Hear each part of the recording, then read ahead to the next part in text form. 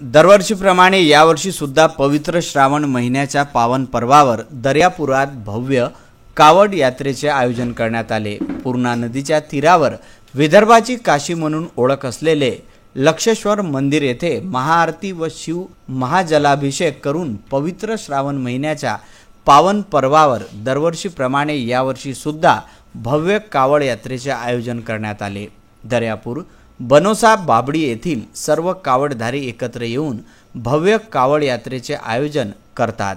भगवान शिवशंकरच्या भव्य कावड शोभायात्रेचे वाजत गाजत भोले शंकरच्या गजराने मिरवणूक काढून मुख्य मार्गाने भ्रमण करीत मूर्तिजापूर तालुक्यातील लाखपुरी येथे पूर्णा नदीच्या संगमावर असलेले लक्षेश्वर संस्थान येथे पोहोचून गंगेची महाआरती करून कावड मध्ये पवित्र जल घेऊन लाखपुरी येथून सकाळी 4 वाजता दर्यापूरकडे प्रस्थान करून दर्यापूर मूर्तिजा महामार्गावर भव्य मिरवणुकीला सुरुवात होते।